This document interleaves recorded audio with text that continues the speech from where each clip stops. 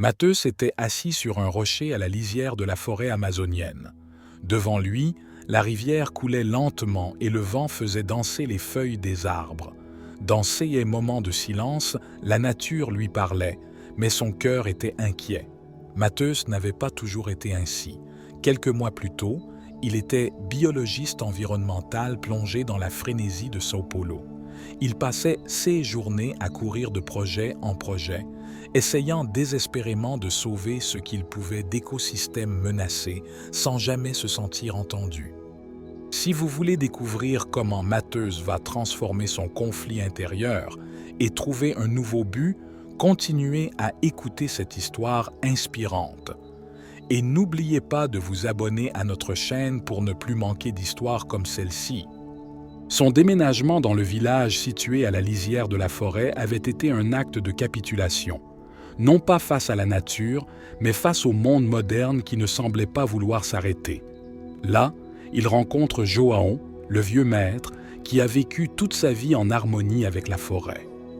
João lui a appris que le silence n'était pas seulement l'absence de bruit, mais un langage de la nature qui ne pouvait être compris que par ceux qui savaient écouter avec leur cœur. Alors que Matheus s'immergeait dans le rythme lent de la vie du village, la nouvelle arriva qu'une grande entreprise allait bientôt commencer à défricher une grande partie de la forêt.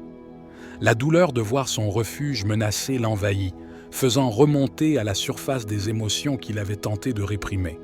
Il se souvient de son passé à São Paulo, de la frustration et de la colère qu'il ressentait contre ceux qui ne voulaient pas écouter ses paroles. Un conflit interne s'enflamme en lui.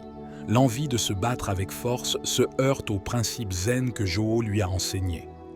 Avez-vous déjà ressenti le besoin de vous battre pour quelque chose en quoi vous croyez? Partagez votre expérience dans les commentaires ci-dessous. Nous serions ravis d'entendre votre histoire. João observait Matheus en silence, conscient de cette tourmente intérieure. Un jour, alors qu'ils étaient assis ensemble au pied d'un immense acajou, João lui raconta l'histoire de sa jeunesse. Lui aussi était un militant, mais ses actions étaient motivées par la colère et le désespoir. Il avait vu des amis sombrer dans la violence et avait appris, à un prix douloureux, que la vraie force ne se trouve pas dans la colère, mais dans la paix qui transforme. Matheus écoutait en silence, réfléchissant à ses paroles.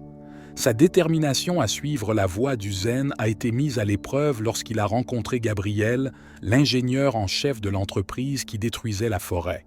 Gabriel n'était pas seulement un antagoniste, il avait une histoire. Il a grandi dans une famille pauvre et s'est battu dur pour devenir ingénieur. Sa motivation n'était pas seulement alimentée par l'argent, mais aussi par l'espoir d'utiliser les bénéfices de ses travaux pour investir dans les énergies renouvelables et durables. Lors d'une confrontation tendue entre les deux, Gabriel a avoué ressentir un conflit moral à chaque fois qu'ils abattaient un arbre. Il avait peur de perdre son emploi et de décevoir sa famille, mais en même temps, il ne pouvait ignorer les destructions qu'il avait causées. Matheus, voyant le côté humain de Gabriel, a choisi de lui parler du silence de la nature et de la manière dont, en l'écoutant, il pourrait trouver une solution qui n'implique pas de destruction. Gabriel semblait sceptique au début, mais quelque chose dans les paroles de Matheus résonnait en lui. Il n'était pas seulement un activiste comme beaucoup d'autres. Il y avait un calme, une certitude dans sa voix qui dépassait la logique. Matheus l'a invité à se joindre à l'une de leurs méditations collectives dans la forêt et, pour la première fois, Gabriel a accepté. La méditation peut transformer non seulement notre esprit, mais aussi notre façon de voir le monde. Si vous n'avez jamais essayé, pourquoi ne pas commencer aujourd'hui? Consacrez un moment au silence et découvrez ce que la nature peut vous apprendre. Pendant la méditation, quelque chose d'extraordinaire s'est produit.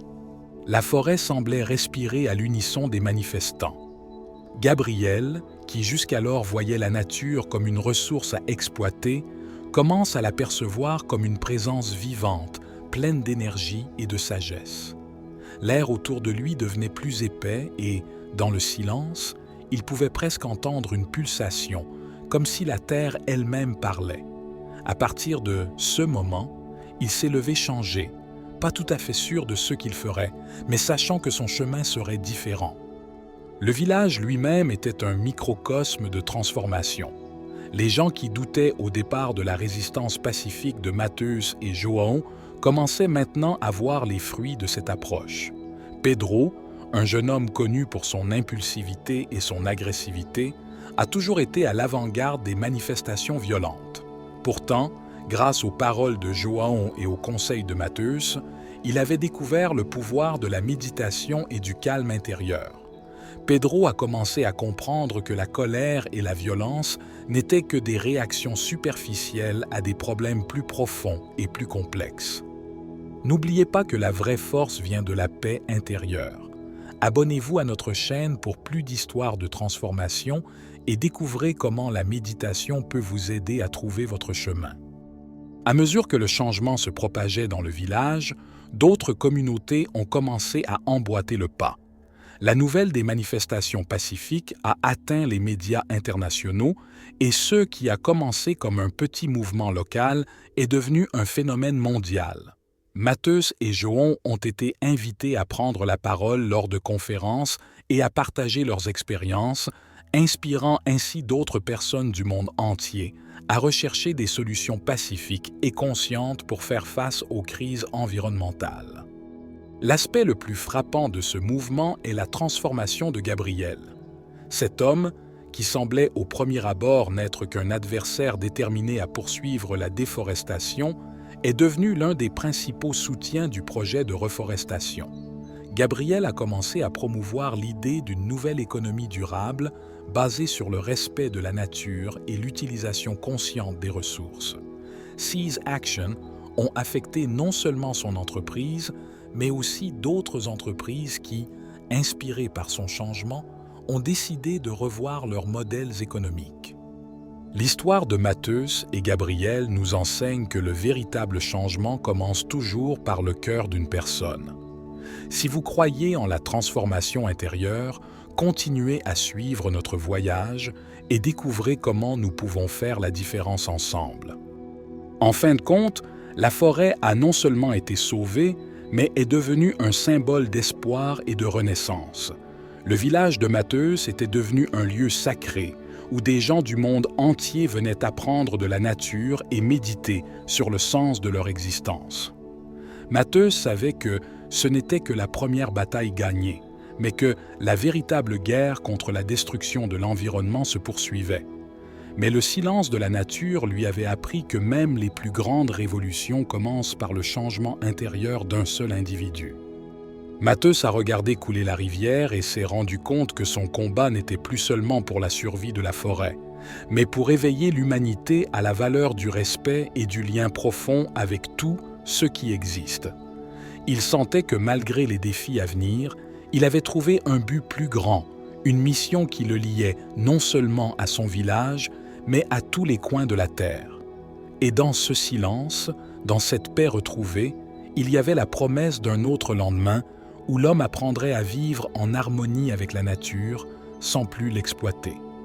Si vous aussi souhaitez faire partie de ce changement et croire en un avenir durable, abonnez-vous à notre chaîne et rejoignez notre communauté de personnes qui veulent faire la différence.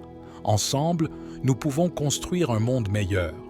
Le voyage était long, mais Mateus savait qu'à chaque pas, il avançait dans une nouvelle ère, celui dans lequel le langage de la nature et la philosophie zen guideraient l'humanité hors des ténèbres de la destruction et vers la lumière de la conscience.